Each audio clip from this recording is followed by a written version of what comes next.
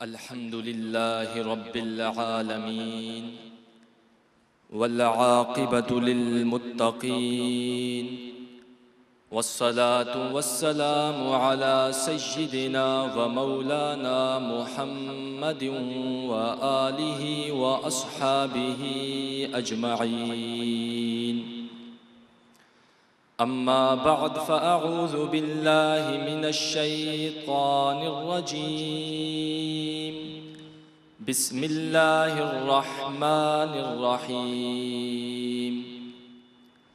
क़ाल अल्लाहु तबारक व तआला फ़िल क़ुरआनिल मजीद इन्नन नफ़्स लअम्मारतुम बिस्सू इल्ला मा रहिम रब्बी। वक़ाल फ़ी मक़ामिन आख़र क़द अफ़लह मन ज़क्काहा वक़द ख़ाब मन दस्साहा। सदक़ल्लाहुल अज़ीम व सदक़ रसूलुहुन नबियुल करीमुल अमीन। इन्नल्लाह व मलाइकतहु युसल्लूना अलन नबी या अय्युहल्लज़ीना आमनू सल्लू अलैहि व सल्लिमू तस्लीमा। अल्लाहुम्मा सल्लि अला सय्यिदिना व मौलाना मुहम्मद व अला आलि मुहम्मदिन व अस्हाबिहि अजमईन। हम्दो सलात के बाद सबसे पहले बंदे नाचीज़ हज़रत अल्लामा व मौलाना सय्यदी व मुर्शिदी हुज़ूर खलीफ़ा पीर अब्दुल मजीद सिद्दीकी नक्शबंदी दामत बरकातुहुमुल आलिया को इस खूबसूरत महफ़िल के इनेकाद पर बहुत मुबारकबाद पेश करता है और इस अज़ीमुश्शान प्रोग्राम में हमें शिरकत और उसके बाद चंद कलिमात पेश करने का मौका दिया, तो यकीनन ये भी हज़रत की मोहब्बत और कमाल शफ़क़त व मेहरबानी है। अल्हम्दुलिल्लाह सुम्मा अल्हम्दुलिल्लाह। हमारी आज की महफ़िल की खुसूसी मेहमान अज़ीम रूहानी और इल्मी शख्सियत क़िबला शेख़ मुकर्रम हादी मिल्लत दामत बरकातुहुमुल आलिया हमारे दरमियान जलवा अफरोज़ हो चुके हैं। अल्लाह रब्बुल इज़्ज़त आपको मज़ीद रूहानियत में बरकतें अता फ़रमाए और आपके वजूद मसऊद को हम सब के लिए बरकत का ज़रिया बनाए। अज़ीज़ान गिरामी, अल्लाह रब्बुल इज़्ज़त जल्ल शानुहु ने इंसान को इस कायनात में अशरफुल मखलूक़ात बनाकर भेजा, लेकिन उसके बाद इंसान की कामयाबी व कामरानी और उसकी नाकामी व नामुरादी के लिए अल्लाह रब्बुल इज़्ज़त ने इंसान के बातिन में नफ्स को पैदा फरमाया। नफ्स इंसान के बातिन में एक ऐसी चीज़ है जो इंसान को जहाँ बुराई और गुमराही की तरफ ले जाती है, वहीं अगर ये नफ्स ठीक और पाक हो जाए तो इसी नफ्स के ज़रिए इंसान बहुत ही आला मकाम और उरूज व तरक्की के आला मंजिल पर पहुँच सकता है। अल्लाह रब्बुल इज़्ज़त जल्ल शानुहु ने क़ुरआन मजीद फ़ुरक़ान हमीद में इरशाद फरमाया फ़अल्हमहा फ़ुजूरहा व तक़वाहा कि अल्लाह रब्बुल इज़्ज़त ने नफ्स को बनाने के बाद उसको उसकी बुराई और उसकी परहेज़गारी दोनों उसमें डाल दी। यानी नफ्स परहेज़गारी और बुराई दोनों का मजमुआ है। और दूसरे मकाम पे इरशाद फरमाया क़द अफ़लह मन ज़क्काहा व क़द ख़ाब मन दस्साहा कि जो शख्स अपने नफ्स को पाक कर ले, अपने नफ्स का तज़किया कर ले, तो वो तहक़ीक़ कामयाब हो गया। और जो शख्स शख्स अपने नफ्स को मासियत में पोशीदा रखे, जो शख्स अपने नफ्स को आलूदा करे तो वो नाकाम और नामुराद हो गया। तो मालूम हुआ कि इसी नफ्स के ज़रिए इंसान की कामयाबी है और इसी नफ्स के ज़रिए ही इंसान गुमराही और ज़लालत में पड़ जाता है। एक दूसरे मकाम पर सूरह यूसुफ में अल्लाह रब्बुल इज़्ज़त जल्ल शानुहु ने इरशाद फरमाया कि इन्नन नफ्स लअम्मारतुम बिस्सू इल्ला मा रहिम रब्बी, कि बेशक नफ्स यकीनन इंसान को बुराई का बहुत ज़्यादा हुक्म देने वाला है। नफ्स में अगरचे ये सलाहियत मौजूद है कि अगर नफ्स पाक और साफ हो जाए, वो सुथरा हो जाए, संवर जाए, तो इंसान उसी के ज़रिए कामयाब हो सकता है। लेकिन इंसान की फितरत में चूँकि गुनाहों की तरफ जाना, इंसान की फितरत में नाकामी और मासियत की तरफ जाना, ये इसमें वदियत की गई है। तो इसीलिए नफ्स बुराई की तरफ बहुत ज़्यादा जोर देती है। नफ्स इस बात की बहुत ज़्यादा कोशिश करती है कि वो इंसान को गुमराहियत और बुराई में डाल दे और उसको नाकाम और नामुराद बना दे। तो अल्लाह रब्बुल इज़्ज़त ने फरमाया कि इन्नन नफ्स लअम्मारतुम बिस्सू, कि बेशक इंसान को नफ्स बुराई का बहुत ज़्यादा हुक्म देने वाला है।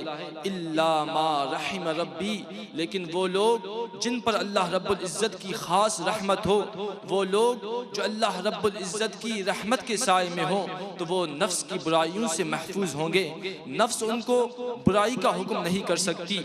जिन पर अल्लाह रब्बुल इज़्ज़त की रहमत हो, जो अल्लाह रब्बुल इज़्ज़त के साये रहमत में हो, तो हम अपने नफ्स को किस तरह पाक कर सकते हैं, नफ्स को बुराइयों से किस तरह महफूज कर सकते हैं, नफ्स को नाकामी और नामुरादी की घाटी से निकालकर कामयाबी और कामरानी की राह पे किस तरह लगा सकते हैं। तो अल्लाह रब्बुल इज़्ज़त कुरान मजीद में फरमाया, अला बिज़िक्रिल्लाहि तत्मइन्नुल क़ुलूब, खबरदार अल्लाह के ज़िक्र से ही दिलों को इत्मीनान नसीब होता है।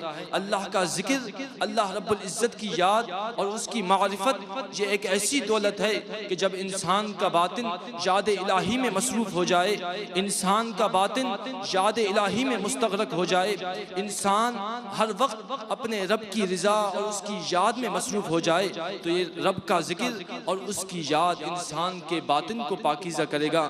ये रब की याद और उसकी मारिफत इंसान के बातिन को गुमराहियत से निकाल कर नूरानियत में उसको मबजूल करेगा।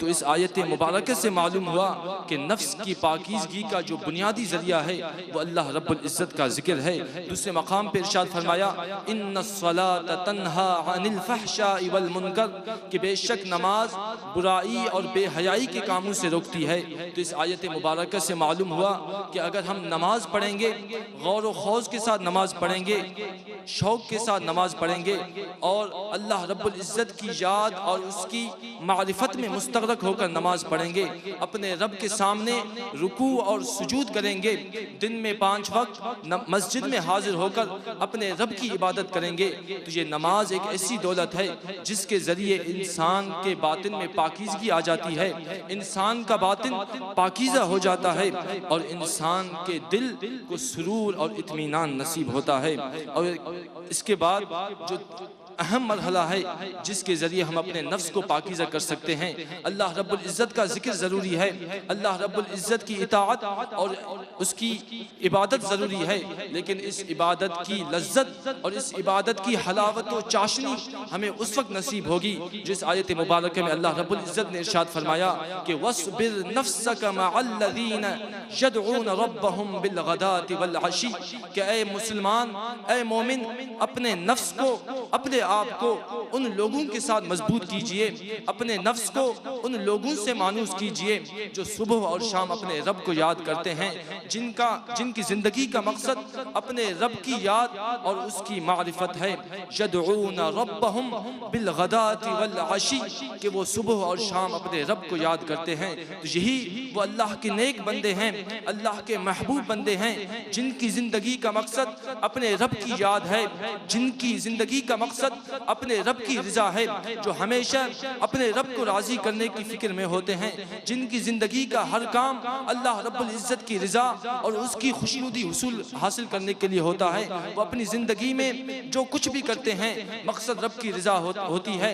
वो दुनिया में कोई काम नहीं करते मगर अपने रब को राज़ी करने के लिए करते हैं। तो अल्लाह रब्बुल इज़्ज़त ने फरमाया, अगर कोई ऐसा अल्लाह का प्यारा बंदा मिल जाए जो सुबह शाम अपने रब को याद करता हो, युरीदून वजहहू, लेकिन उसकी इस याद में इखलास हो, वो इस याद से फ़कत अपने रब की रज़ा चाहे, वो फ़कत उसके बातिन में रब की याद हो और वही उसके बातिन में हमेशा मौजज़न हो। तो जब ऐसे अल्लाह के महबूब बंदे मिल जाएं तो वस्बिर नफ्सक, अपने नफ्स को ऐसे अल्लाह के प्यारे बंदों के साथ मजबूती से उनकी सोहबत इख्तियार करो और अपने नफ्स को उनके साथ मानूस करो।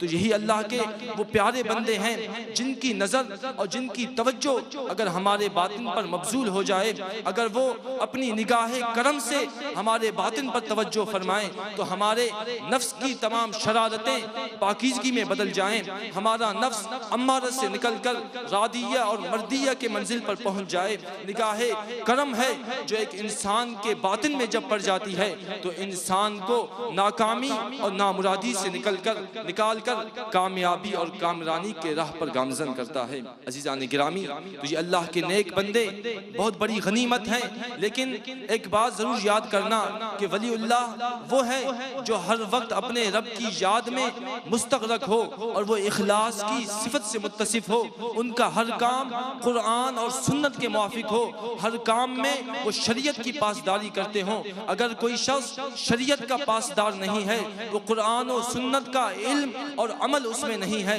तो वो हरगिज़ अल्लाह का महबूब नहीं बन सकता, वो हरगिज़ वलीउल्लाह नहीं बन सकता।